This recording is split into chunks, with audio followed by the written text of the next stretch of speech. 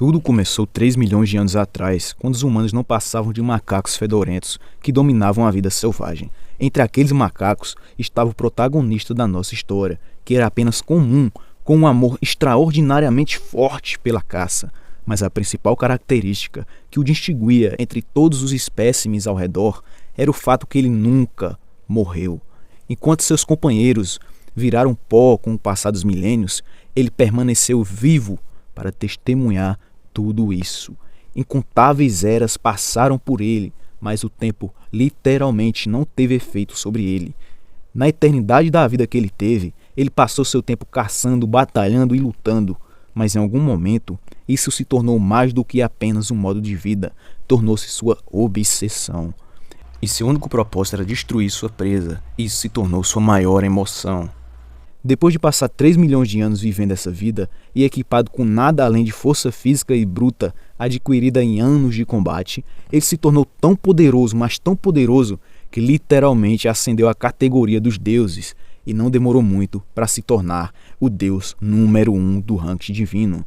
Agora, o macaco outra hora comum está no comando do planeta Terra, mas se tornar um deus ou algum ser divino nunca foi seu objetivo. E agora o tédio está acabando com ele. O maluco simplesmente dá uma pisadinha no chão e faz o planeta estremecer, tá? E esse planeta é o santuário dos deuses.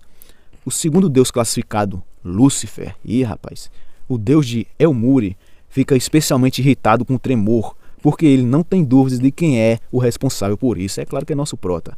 Enquanto isso, Mu, que é o nome dele, tá lá jogado, morrendo de tédio, enquanto lembra que a última vez que lutou foi milhares de anos atrás. Cê é louco, não compensa.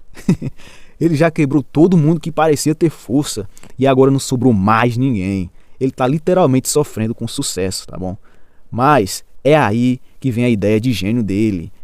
Se não tem ninguém forte o suficiente para lutar com ele, talvez tudo que ele tenha que fazer é o quê? É enfraquecer. Se ele é forte demais, então ele tem que ficar mais fraco, certo? Errado, essa é só a lógica dele. Ele quer uma luta interessante novamente, então ele vai precisar fazer isso. O Proto então se decide e pretende possuir o corpo de um humano fraco da Terra, onde ele vai procurar oportunidades para lutar.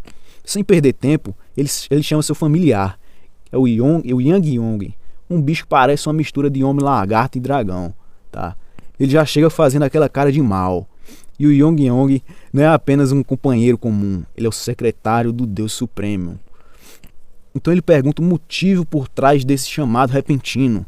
Mu casualmente compartilha seu plano de visitar a Terra e manda o bicho ficar lá no lugar dele por enquanto. Ouvindo isso, Yang Yong entra em pânico imediatamente, né? Ele lança logo um feitiço, joga umas correntes tentando prender o prota. Ele exige uma explicação. Plausível, é claro, né? Para isso, então de repente está acontecendo assim. O dragão diz que logo vai ter uma reunião dos deuses, mas Mu não poderia se importar menos com isso. Sem nem mesmo prestar atenção no feitiço, ele começa a andar arrastando nosso querido homem lagarto, né? Que é um dragão, né? Falei só pra zoar a cara dele mesmo. Enquanto isso, Yang Yong tenta desesperadamente segurá-lo, mas é um esforço em vão. A verdadeira razão pela qual Yang Yong não quer que Mu vá embora não é apenas pelo dever do prota, é seu próprio medo. Esse cara reptiliano sabe que, uma vez que seu mestre se for, os outros deuses voltarão suas frustrações e rancor contra ele. Ele tem certeza que usarão como seu saco de pancadas pessoal para desabafar toda a raiva reprimida que eles guardaram em relação a Mu. Mas agora que o prota finalmente decidiu que vai sair, não há ninguém que possa impedir-lhe de realizar seu desejo. Sem esforço, ele rompe as correntes que o prendem e se vira para seu secretário. Ele declara abertamente que consideraria ficar se Yang estivesse disposto a lutar com ele em retorno. É claro, ser completamente destruído por seu próprio mestre é a última coisa que esse pobre réptil quer. Então, nervosamente, ele simplesmente deseja ao seu mestre uma viagem segura. O moleque desistiu. Com todos os obstáculos fora de seu caminho, Mu mudou seu foco para encontrar um candidato para possuir e começa sua sintonização com os pensamentos dos humanos na Terra. Ele examina o mar de mentes, ouvindo seus desejos e vontades. Em meio a um barulho de pensamentos, um se destaca. Mas para ele, que é um desejo de um cara em particular, ele pede se existe um Deus. Então, que ele seja enviado para outro mundo. Ou seja, ele tá lá dizendo, se existe um Deus, eu quero ser enviado para outro mundo. O prota sorri de orelha a orelha com isso. Ele não só encontrou o candidato perfeito para possuir, mas também pode conceder o desejo desse cara com um bônus. É uma vitória para ambos, certo? Ele então se vira para seu familiar e anuncia que está deixando seu corpo nas mãos dele, junto com a responsabilidade de cuidar de quem quer que fique em seu lugar. Isso deixa Yongyang em uma frênese absoluta. Ele desesperadamente tenta argumentar com seu mestre, explicando que se a alma deixar o corpo e o corpo morre, a alma também perecerá. Mas Mu, teimoso do jeito que é, fala que não se importa com isso. Ele ignora as preocupações e promessas de Yongyang e diz que retornará o mais rápido possível. Agora vamos mudar para o jovem lá de 17 anos, né? É o terráqueo Li Hu, que é apenas um nanico que vive sua vida colocando ele mesmo como personagem principal em jogos. Quem nunca, né? Onde ele pode se sentir no topo do mundo. Mas esse jogo é o último que ele vai jogar, porque ele está cansado de sua existência patética. E está prestes a pular para o infinito e além, né? Vocês estão vendo aí, o bichinho quer pular do prédio, na esperança de ir para um Isekai e viver a vida que ele realmente deseja. Sem hesitação, em sua mente, ele decide: vou pular. E ele salta enquanto cai. Li fala que se existir um Deus, que ele vá se ferrar. Parece até que ele é revoltado, mas é estratégia. Isso é tudo tentando provocar para ser enviado para outro mundo. Eventualmente, ele atinge o chão com um som desagradável de respingos de ketchup, certo? E depois disso, indo de F, bichinho foi dessa para melhor. A próxima coisa que ele vê é uma enorme besta parada na frente dele, deixando o bichinho suado, se cagando de medo. Então, quem é? É o Yongyang, né? Claro.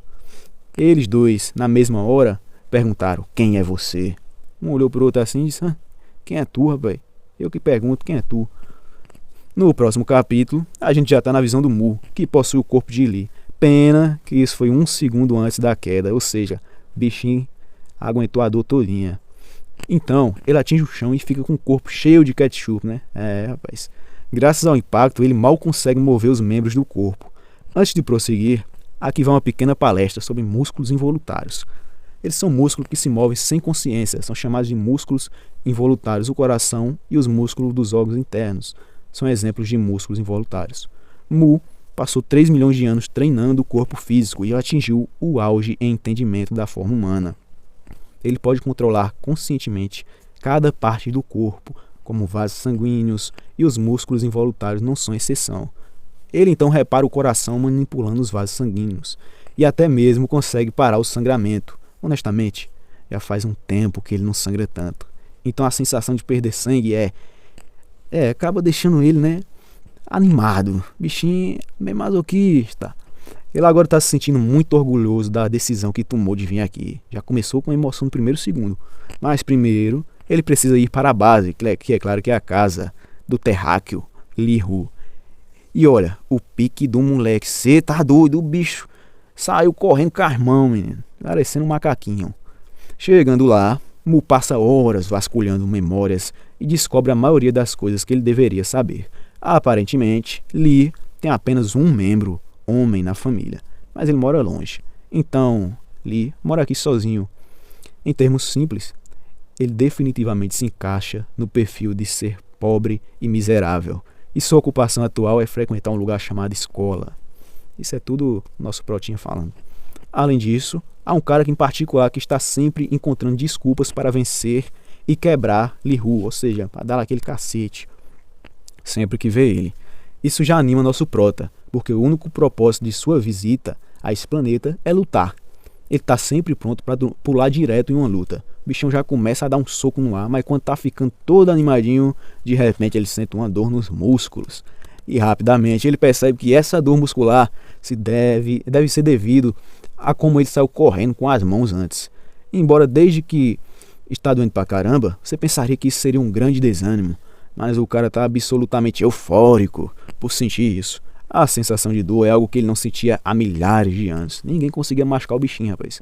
No dia seguinte, o local onde Li Hu caiu chama a atenção das autoridades. Tá cheio de ketchup no chão. E rapidamente se transforma em uma zona de crime com restrição.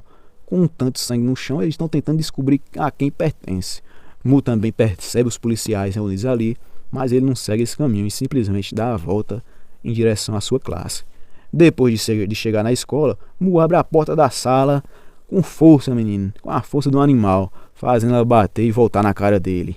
Ele sai reclamando, mas nessa hora ele é notado pelo cara que vimos nas memórias de Lee. Ele percebe a presença de Mu e questiona sobre sua tolice. Vendo esse rosto familiar, Mu rapidamente lembra desse cara. É ele que costumava intimidar Li-Hu. Ao ver a presa dele de uma forma tão desprotegida, ele começa a se sentir absolutamente eufórico e se imagina dando logo um socão na fuça. Até mesmo o valentão fica um pouco assustado, vendo esse perdedor sorrindo loucamente. Então ele larga o telefone, se prepara e dá um soco sem aviso. O soco faz o rosto de Mu sangrar, mas ele não reage de forma alguma ao ataque preventivo do inimigo. Então, sem pensar duas vezes, ele dá um golpe devastador bem na cara do valentão e coloca tanta força no soco que todos os músculos do seu braço se eletrificam com dor. E a dor muscular é tão insuportável que ele literalmente faz uma cara como se estivesse acabado de comer algo nojento. Não vamos esquecer o fato que eles estão na sala de aula e o professor imediatamente começa a gritar muito, furioso, ao ver esses dois idiotas brigando um com o outro. O valentão sente seu orgulho desmoronar depois de ser atingido por um soco tão forte que, para salvar sua face, ele pula em direção ao prota, que rapidamente entra em alerta máximo. Mas ele não tem certeza se pode se salvar. Se seu corpo estivesse em boas condições, ele facilmente evitaria. Mas como atualmente não tem a força necessária, ele decide usar um truque diferente que ele tem na manga. Mesmo assim, ele acaba levando um golpe forte do valentão e aprende da maneira mais difícil que não há mana na terra. Pois é, ele queria usar a mana, usar aquela estratégia diferenciada. Aí, rapaz, deu errado os planos.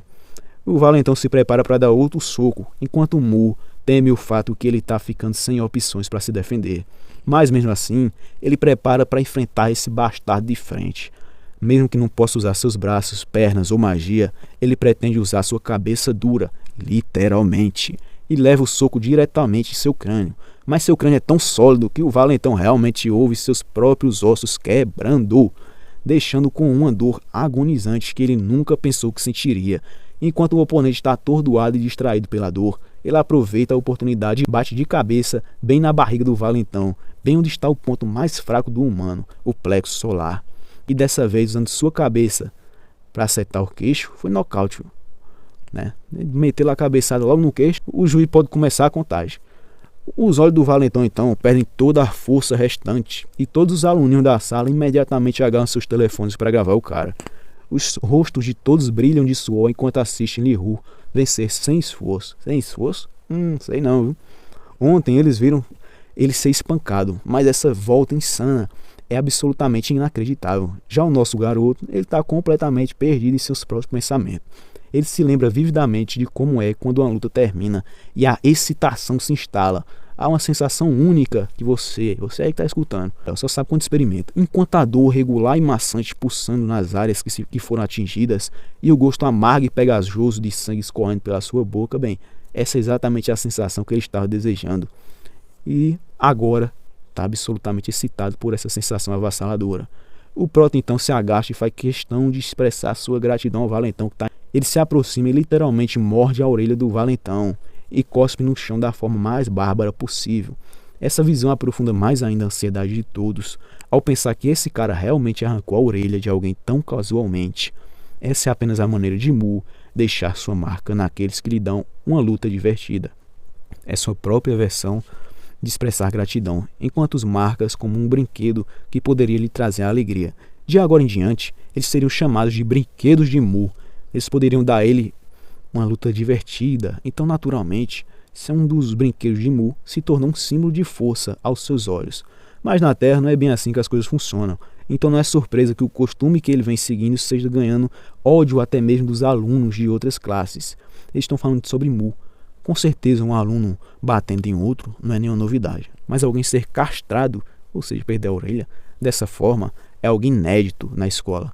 Através das janelas, todos os alunos assistem um valentão sendo carregado para dentro da ambulância. Mu fica feliz em saber que este lugar ainda oferece tratamentos.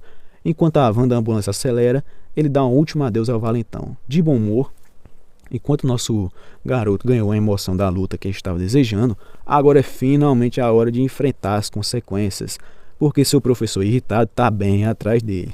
Quando eles entram no escritório, o professor começa a gritar e levanta o caderno para acertar Mu, que por outro lado fica emocionado com o pensamento do golpe que se aproxima.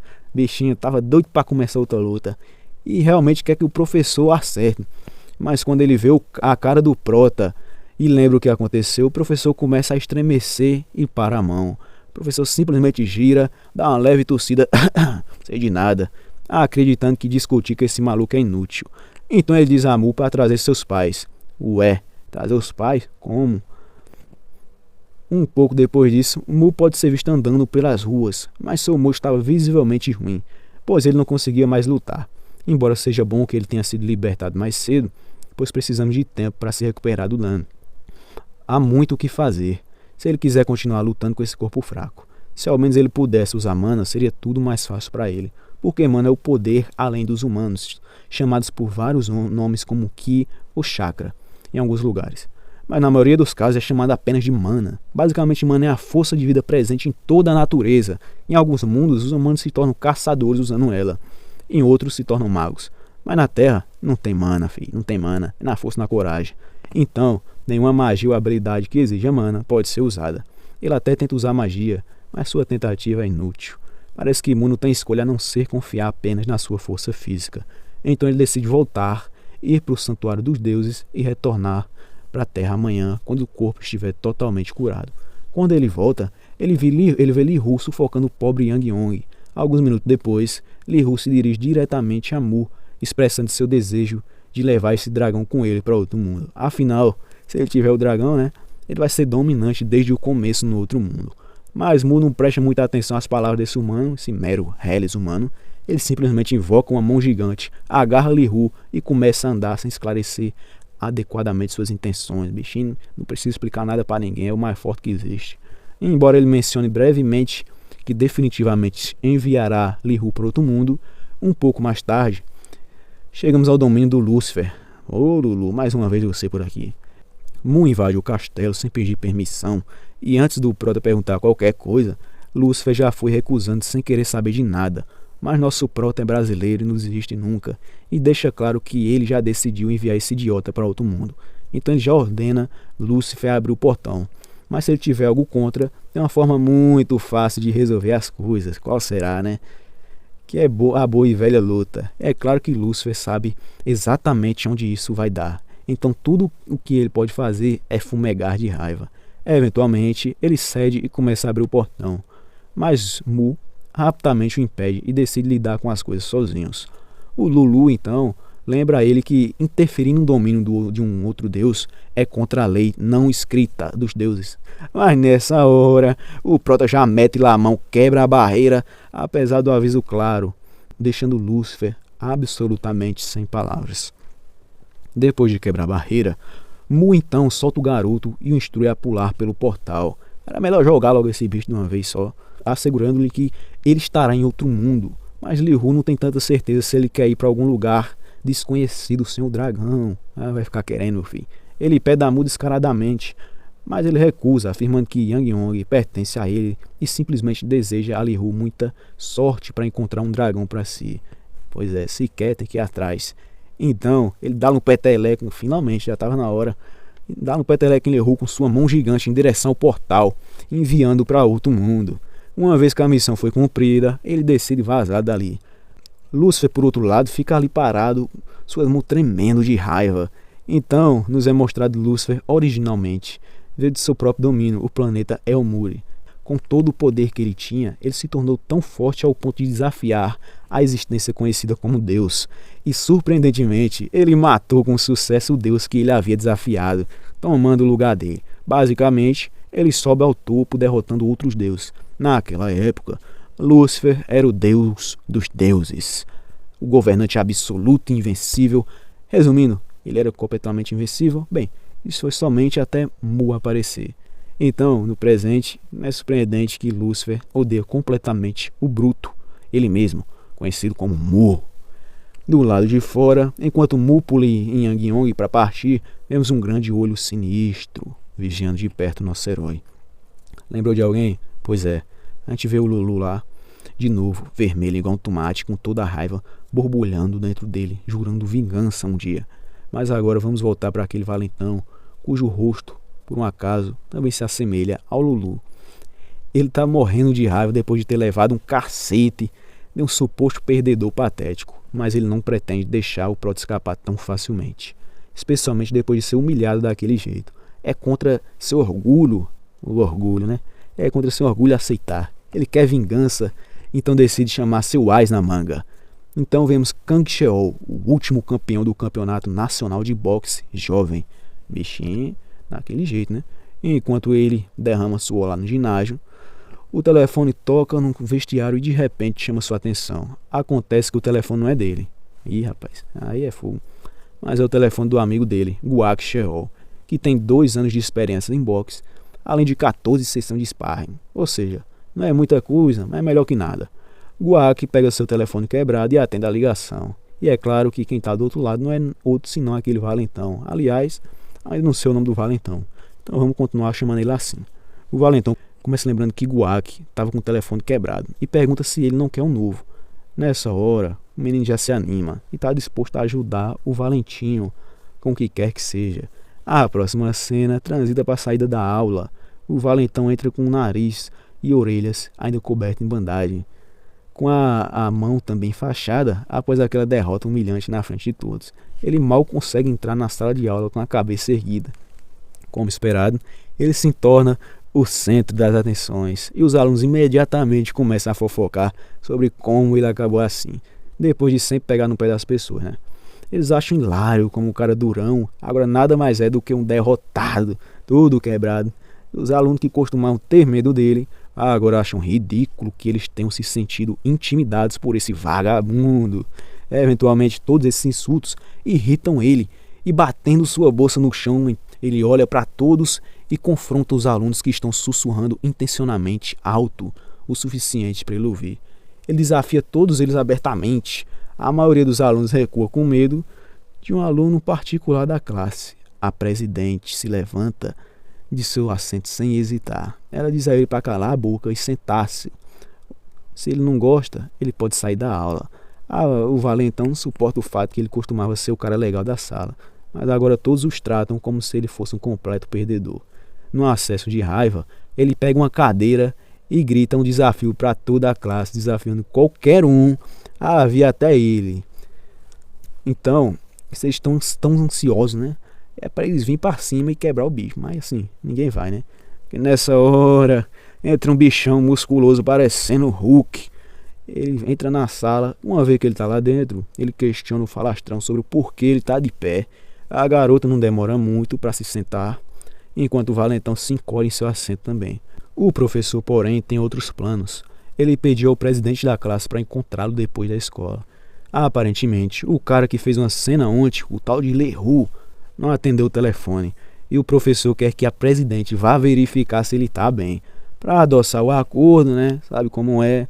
Ele promete a ela uma carta de recomendação brilhante para seu último ano. Mais tarde, a presidente de classe chega a um prédio onde o Prota mora. Ela bate na porta e, pelo que parece, uma eternidade, mas não há resposta. E ninguém atende sua ligação também. Ela decide fazer as coisas do próprio método e entra no quarto. No momento em que ela pisa dentro, duas coisas imediatamente agarram a atenção dela. Primeiro, há baratas rastejando por todo lugar. Eita, lugar podre.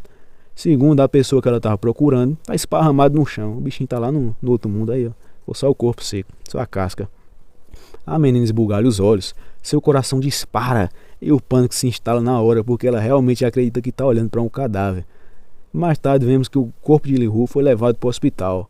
Naquele momento, Mu retorna ao corpo depois de se encontrar em um lugar completamente diferente do que ele deixou pela última vez. Mu está naturalmente curioso sobre o que o cerca. Enquanto tenta se sentar, ele percebe que está conectado a algo, pois ele não entende o conceito de injeções ou algo do tipo. Ele se sente duvidoso sobre a estranha sensação de fluidos entrando em suas veias. E rapaz, esses fluidos aí, ele se concentra nela e logo percebe que o fluido contém inúmeros nutrientes que estão sendo absorvidos rapidamente, ajudando a acelerar a recuperação. Não é exatamente mágica, mas seja lá o que for, essa coisa é realmente eficaz. O pensamento de que até mesmo a Terra tem algo tão útil quanto isso traz um sorriso ao seu rosto. Porém, sua sutil risadinha chama a atenção da presidente de classe e só assusta. Ela até então explica que o professor da sala de aula instruiu ela a encontrá-lo. Agora que sua missão foi bem sucedida, ela planeja voltar. E enquanto isso, Mu tem muitas perguntas.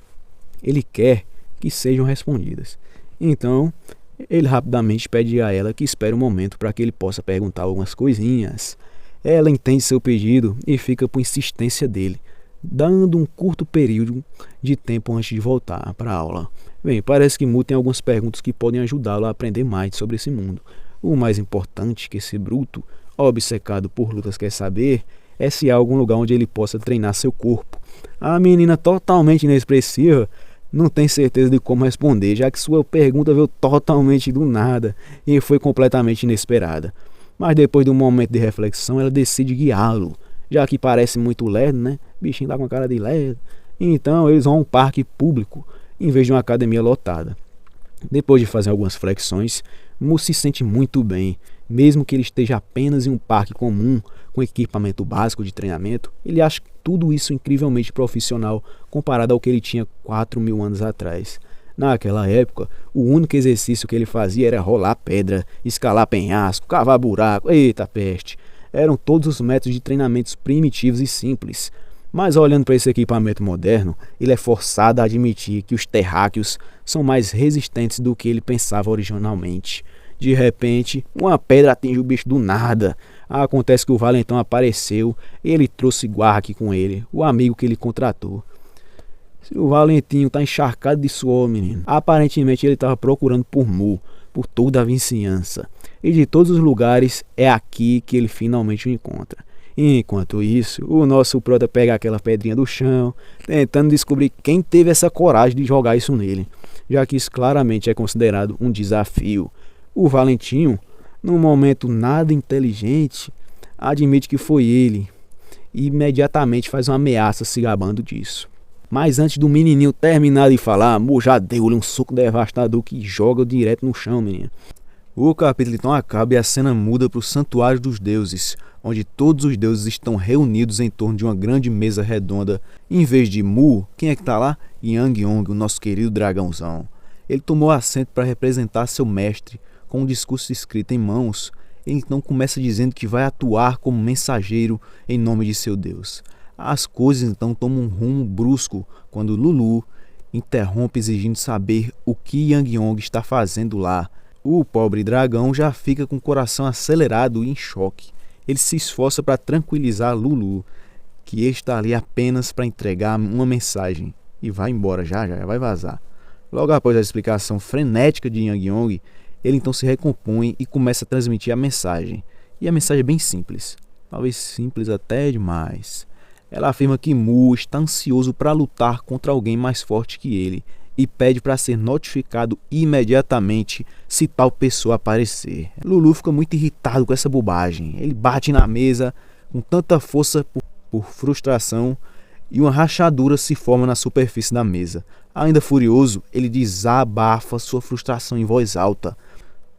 Lulu então se volta para os outros deuses, questionando se eles realmente concordam com esse tipo de comportamento de Mu. Um silêncio pesado cai sobre todos, deixando dolorosamente claro que não, eles não estão bem com isso. Mas ao mesmo tempo, não há nada que possam fazer sobre isso, pelo menos não agora. É quando um deus de cabelo azul, a terceira divindade no ranking, a arqueira divina Sol, fala e lembra a todos que essas reuniões são destinadas a garantir a estabilidade do mundo.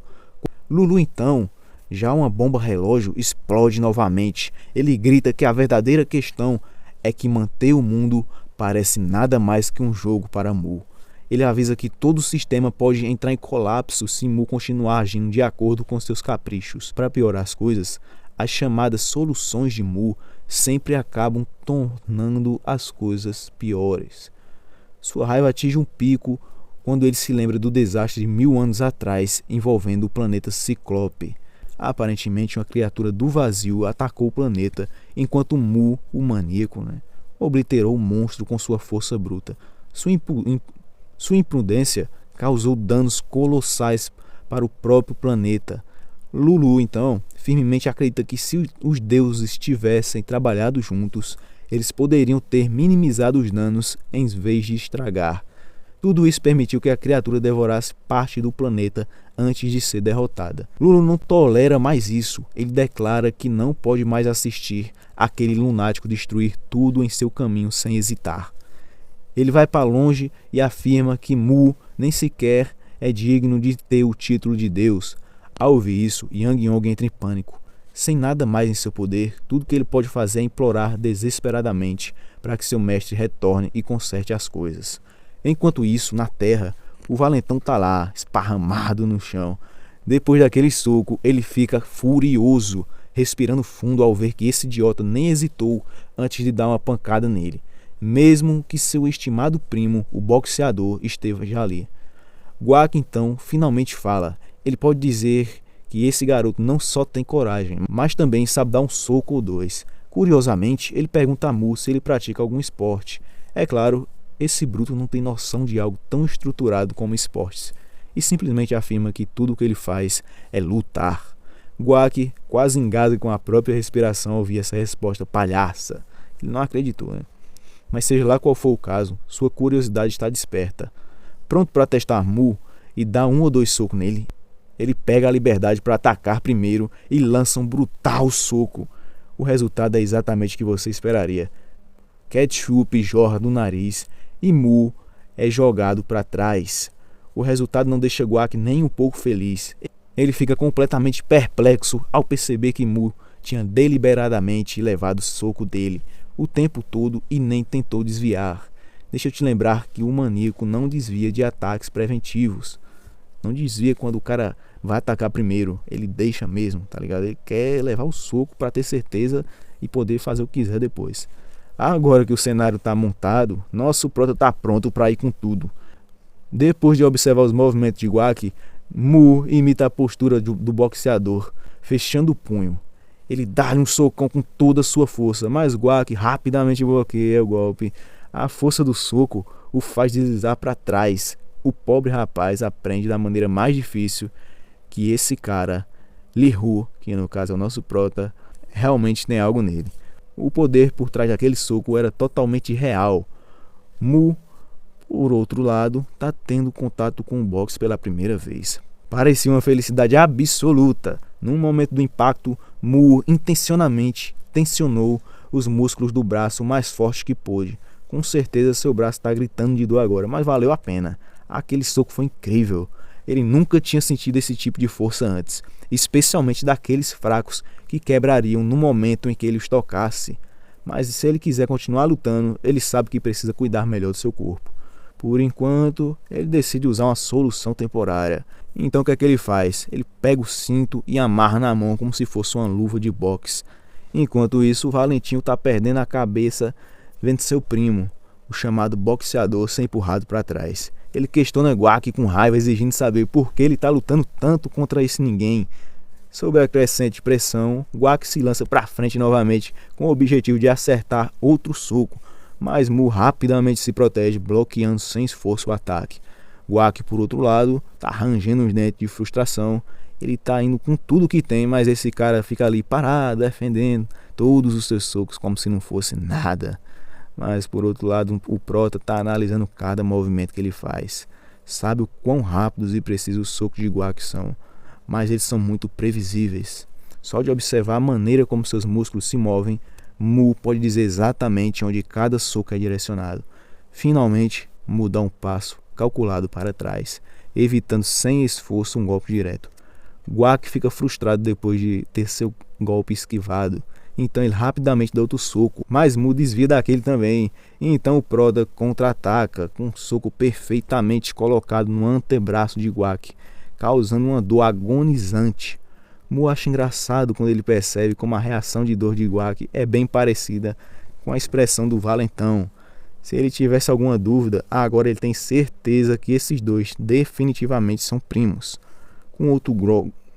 Com outro golpe decisivo, Mu então nocauteia Guac, deixando inconsciente, enquanto o primo dele fica congelado de medo sob o olhar intenso de Mu. Mu tá ansioso para terminar o que eles começaram. O cara só pode tremer então, com a sua coragem completamente drenada. Vendo ele se encolhendo de medo, Mu conclui que ele perdeu a vontade de lutar. Ele pergunta diretamente se esse bastardo planeja lutar mais.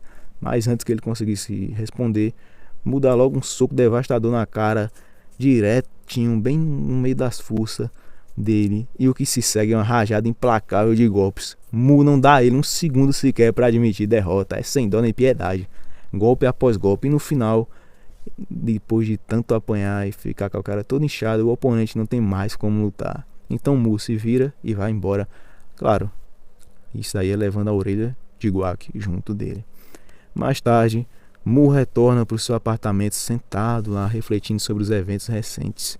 Ele admite que lutar tem sido divertido até agora, mas o fato de seu corpo quebrar tão facilmente o está segurando muito. Ele nunca, nem mesmo em sua imaginação mais selvagem, pensou que seus músculos iriam se romper apenas com um golpe simples igual àqueles. Mas ele sabe que o processo de rasgar é crucial para ficar mais forte e continuar lutando. Então ele interrompe os pensamentos e decide voltar ao santuário dos deuses para recuperar algo que ele pediu a Yang Yong, que era o orbe mágico de recuperação. No entanto, quando ele tenta retornar ao santuário, ele falha. Não importa o quanto ele se concentre na transição, simplesmente não consegue, não acontece. Ele fica se perguntando o que está acontecendo. E rapaz, para entender a situação, vamos voltar alguns dias atrás no reino divino. O domínio de Elmuri sob o comando do deus Luluzinho, né? Vocês sabem bem quem é. Daí, naquele momento que Mu jogou Li-Hu à força no mundo de Lulu, antes de voltar para a Terra, Mu disse a Yang Yong para tentar obter o orbe mágico de recuperação, se possível, é claro, né? Esses orbes são itens mágicos especiais e são frequentemente encontrados em planetas ricos em mana como Elmuri. Eles são comuns em tal mundos, usados casualmente para curar e recuperar. Mas a Terra, sendo um planeta com mana muito escasso, só tem esses orbes por meio de uso da divindade, bênçãos ou caprichos dos deuses. Como resultado, eles são extremamente raros na Terra e apenas alguns poucos humanos selecionados em toda a Terra têm acesso. A história já teve gente assim. Aqueles que os possuíam eram reverenciados como deuses pelo resto da humanidade. Yang Yong promete preparar o que seu mestre solicitou antes de retornar, mas ele curiosamente pergunta quem comparecerá às reuniões regulares se Mu estiver indo embora. Em resposta, Mu vasculha sua calça e tira um pedaço de papel velho contendo o discurso. O dragão deve falar isso. Seu mestre vai embora, enquanto Lúcifer mantém uma vigilância apertada com seu olho gigante. No presente, só há um pensamento na mente de Lulu. O corpo de Mu está atualmente vazio. Já que Mu não se juntou à reunião, significa que ele está planejando ficar longe por mais tempo. Essa é a oportunidade de ouro que Lulu não quer perder. Na verdade, é uma oportunidade única em 1000 anos. Sem hesitação, Lulu então rapidamente usa um de seus feitiços e invoca varas roxas, deixando-as cair. Mas Yang Yong rapidamente se esquiva do ataque, questionando Lulu severamente sobre o que ele está tentando fazer. Com um tom firme, o dragão pergunta se isso talvez seja uma declaração de guerra contra o deus da terra. Lulu então sobe no ar, deixando claro que ele expulsará o deus da terra, e isso é uma guerra, e ele pretende vencer. Com essa declaração, o dragão também não tenta se conter. Com a respiração comprimida, ele dispara um raio de fogo em Lulu, mas ele, casualmente desvia do ataque como se não fosse nada. O ataque literalmente abrange 360 graus de todo o planeta e causa uma explosão massiva. A explosão é tão enorme que mesmo Su tem que ativar sua aura de autodefesa, lançando-a sobre todos os outros deuses para protegê-lo dos danos colaterais. Depois daquele ataque massivo, Yang Yong decide levar as coisas para cima. Ele ativa sua habilidade de liberação de polimorfo e cresce até um tamanho enorme comparado a Lulu, que parece pequeno, igual um mosquitinho. Mas como todos sabemos, o tamanho não importa, o tamanho não é documento, O que realmente importa é a resistência. E não é nenhuma surpresa que alguém tão grande quanto Yang Yong eventualmente seja superado. E a gente já vê no próximo capítulo que o bicho tá todo espetado, quase virando churrasco. Su parece cansada e já não quer fazer parte dessa confusão. Ela começa a sair, mas então Lulu rapidamente impede. Antes que ela saia, ele quer saber de que lado ela tá, se ela apoia Mu ou se opõe a ele. Mas Su não quer escolher nenhum dos lados. Ela é mais ou menos esperta, né? Então ela decide permanecer neutra. No entanto, não importa se ela permanecer neutra ou não, contanto que ela fique fora do caminho de Lulu. Então ele se volta para os outros e diz a eles para darem um passo à frente se alguém se opuser a essa ideia. Se alguém quiser se opor a ele, ele está mais do que pronto para lidar com ele sozinho. Yang Yong então fala, questionando a audácia de Lulu em pensar que ele pode realmente derrotar o mestre Mu. Lucifer zomba em resposta, confiante de que Mu, com aquele corpo terráqueo fraco, não poderia fazer nada. A preocupação de Yang Yong cresce quando ele percebe que Lulu já sabe disso. Então, Lulu lembra ao dragão que ele ficou arrogante demais com a própria força e negligenciou a vigilância. Agora isso levará à queda de Mu. Mas Yang Yong não vai deixar Lulu fazer o que quer. Ele rapidamente revida com sua cauda gigante, mas Lulu corta igual um pepino. Pois é, fácil. Corta a cauda do bichinho, deixa ele gravemente ferido. Só que ele não quer matar, porque ele precisa dele vivo para ele poder chegar até a terra. E uma vez lá, ele se certificará de destruir Mu enquanto ele estiver em seu estado enfraquecido. Yang Yong ri alto nas palavras de Lulu, zombando da ideia de que esse bastardo tem uma chance. A cena então muda para Guac, que acabou de sair do hospital, depois de ser remendado e agora está no ginásio. Ele está recebendo uma bronca do seu professor. Ele não gostou do fato de que esse moleque acabou gravemente ferido e agora não pode lutar. Mesmo que a competição esteja próxima, ele não pode fazer nada além de se desculpar. Mas suas desculpas não acalmam seu superior. O veterano então instrui a não voltar até que seu braço esteja curado. E quando ele sai, ele encontra quem? Kang. Pois é, ele obviamente não fica feliz em ver seu amigo em estado tão abatido e o questiona sobre o braço quebrado. Agora que Guac pensa sobre isso, Kang é o melhor boxeador em sua academia. Então ele se pergunta se ele seria capaz de derrotar a pessoa que fez isso. Ele abaixa a cabeça, envergonhado, antes de começar a explicar, fazendo um grande drama. Ele afirma que o primo dele estava sendo intimidado. Então, quando ele foi ajudá-lo, nosso prota se uniu com as outras pessoas contra ele e o espancou. Que covarde, né? Que covarde. Ele literalmente distorceu a história inteira só para salvar a cara dele e conseguir a ajuda do cara. De qualquer forma, Guac afirma que seu braço esquerdo e orelha estão nessa condição por causa daqueles caras. Tudo isso enquanto chora para convencer Kang a lutar contra aqueles bastardos por ele. Mas parece que Kang não é tão estúpido, né? Só parece, será mesmo? Enquanto Kang simplesmente diz a ele que ele deveria ter sido mais cuidadoso antes da competição. Em vez de lutar, ele poderia ter feito uma sessão extra de sparring. É claro, Guac não esperava, né, essa resposta. O fato de Kang nem estar pensando em ajudá-lo só deixa ele mais irritado. De repente, Kang faz uma pausa, se vira com um olhar totalmente puto e pergunta quem foi esse idiota que bateu nele. Até ficar desse jeitinho aí, todo quebrado. Agora vamos voltar para Mu. Depois de tentar teletransportar-se várias vezes, ele mais uma vez não consegue retornar. Isso é algo muito estranho para dizer o mínimo. Há um único cenário em que ele não seria capaz de retornar. O primeiro cenário é quando o corpo original está danificado, mas Mu tem certeza que seu corpo deveria ser protegido por Yang Yong. E mesmo se ele não estivesse lá, não há muitas pessoas que possam prejudicá-lo. É então nessa hora que uma percepção surge na mente dele. Ele pensa na ideia de que talvez todos os deuses uniram forças para atacá-lo. Ele se sente incomodado ao pensar que de todas as vezes, de todos esses anos, todos esses tempos, eles escolheram logo esse momento para desafiá-lo. O menino ele não gosta de covardia, né? Vocês já perceberam isso. Ele quer desesperadamente lutar contra eles, mas não tem certeza de como fazer isso enquanto está preso aqui. Depois de dar um soco no pobre travesseiro e na cama, Mu tenta mais uma vez se acalmar. Mesmo que todos os deuses tenham atacado ao mesmo tempo, ele está confiante que Yang Yong não cairia tão facilmente. Será? Mas Mu não pode se dar o luxo de ficar sentado sem fazer nada. Então ele decide fazer o que pode por enquanto. É aquele negócio, faça o melhor que você pode fazer nesse momento, né? Então ele decide voltar para o treinamento de força. Agora seu principal objetivo é se concentrar no fortalecimento de músculos além dos braços.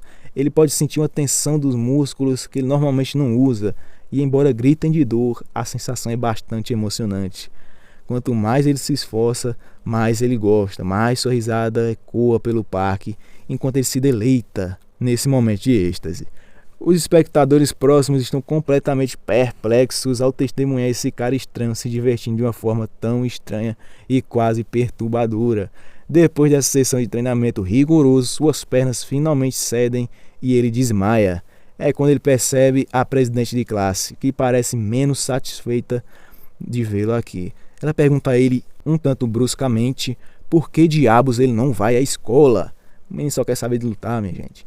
Depois ambos se sentam e ele inicia a conversa questionando-as por que de ser tão importante ele ir para a escola, especialmente porque não é um lugar para treinamento corporal. Ela pergunta a ele qual é o plano dele, então ele simplesmente responde, ele só quer ficar mais forte e essa é a única razão pela qual ele está treinando.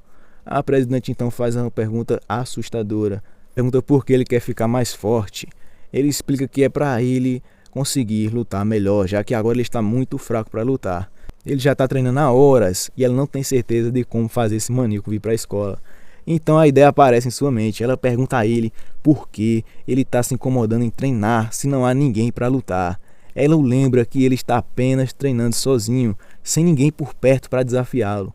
Ele precisa conhecer pessoas, provocar algum conflito e só então ele vai encontrar alguém para lutar. Ei, ideia de gênio, menino.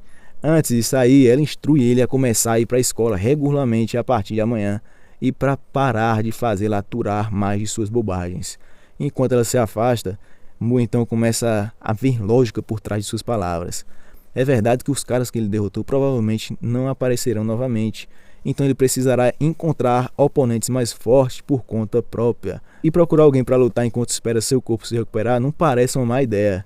E enquanto ele está ainda decidindo se vai ou não começar a ir para a escola amanhã, um cara suspeito se aproxima furtivamente por trás dele e grita seu nome. Ele rapidamente percebe o tom do cara e solta um suspiro pesado, sentindo uma sensação de satisfação. Parece que ele finalmente encontrou seu próximo alvo. Enquanto o soco voa em sua direção, o maníaco se vira com um grande sorriso, pronto para dar o soco bem na cara, mas nessa hora, deixa o like. A cena muda para quando Kang Sheol tinha 15 anos. Quando ele estava começando a se sobressair no boxe, a irmã dele era uma promissora bailarina novata que ganhou um stalker. A cada dia que passava, a obsessão dele por ela aumentava. O maluco estava pior que detetive e eventualmente ele cruzou a linha e tentou atacar ela. Mas o Kang Sheol estava ligadaço e parou o maluco com um socão certeiro. Mas como ele agiu preventivamente e não esperou o crime realmente acontecer, as punições para o stalker foram mínimas e isso só fez a obsessão dele aumentar e se tornar mais perigosa. Novamente, Kang Sheol preveniu um crime de acontecer, mas dessa vez não foi cedo o suficiente. O ataque teve um pequeno sucesso e conseguiu arranhar as pernas dela. Vendo isso, o irmão dela decidiu não esperar mais pela justiça e decidiu fazer isso com as próprias mãos. Ele então decidiu se tornar um vigilante e sair para caçar todas as noites. Já apareceu o Hulk, agora já tem o Batman, menino. Com isso, ele acabou com todo mundo que era uma potencial ameaça. Para ele, lutar é julgamento.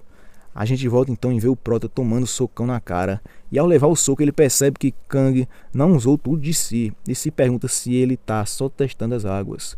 Mas não importa, porque desde que ele foi atacado primeiro, significa que a luta começou e ele pode fazer o que quiser agora. O Kang quer saber por que ele tá batendo nas pessoas e se ele queria se tornar um gangster. Mas o Prota não tá nem aí, só quer saber de lutar. Kang fica logo bolado, vai pra cima com tudo e começa a meter soco enquanto o Prota desvia de tudo, como se não fosse nada. Mas nessa hora, Kang erra um soco de propósito para tapar a visão e tentar acertar com a outra mão. Mas, mais uma vez, o Prota tava lá defendendo, nem já tinha previsto tudo, né? Esse doeu, viu? Esse doeu. O Kang já começa outra sequência, dessa vez mirando na parte inferior do corpo do Prota, enquanto ele geme de dor e sofre com os ataques, e até reconhece a habilidade do Kang, que está conscientemente acertando os pontos de ruptura, que são os pontos mais fracos. Nessa hora, o Kang começa a passar pelas defesas e dá-lhe logo uma nas costelas. Rapaz, que agora eu acho que quebrou alguma coisa ali, viu? O Mu então já mete aquela recuada para dar uma respirada, né? É claro, descansar como não é de ferro. Kang já aproveita para dizer que ele não deve mais conseguir usar os braços, mas mesmo assim não existe misericórdia no julgamento. Mais uma vez o Prota começa a rir e o Kang vai chegando ao seu limite de paciência. Mesmo o Prota rindo, ele entende que não consegue derrotar Kang, pelo menos não agora, nesse momento. Mas ele não pode desperdiçar a chance de lutar. Literalmente o cara é maníaco de luta, né? Então nos é mostrado que mesmo o Mu, nosso querido Protinha, não ganha sempre. Ainda assim, era divertido. Mas ele queria ganhar, então ele se acalmava as emoções e cuidadosamente analisava o oponente. Quanto mais ele pensava e usava sua cabeça em uma luta, mais forte ele ficava. E para ficar mais forte, ele sempre teve que suprimir as emoções ao máximo possível, mesmo que nunca conseguisse ficar sem dar aquele sorrisinho maroto. Então sempre que ele queria ligar o modo sério, igual do Saitama, ele suprimia as emoções e fazia sua cara de desgosto, que me quebrou todo, viu? Eu não estava esperando por essa, mas isso fez o Kang ficar com ódio, um puro ódio, ultrapassando os limites que ele conseguia aceitar, já que ele considerou isso tudo uma palhaçada, né, quando viu a cara do Prota. Então ele esticou a mão e aproveita que o canal é pequeno e é mais fácil responder os comentários, então já se inscreve que eu trago a obra que vocês quiserem, é só comentar aí. Mas uma coisa importante, vocês já pensaram em como seria ter aquela voz de macho de verdade? Clica no link da descrição e vem comigo que as cocotinhas elas vão pirar.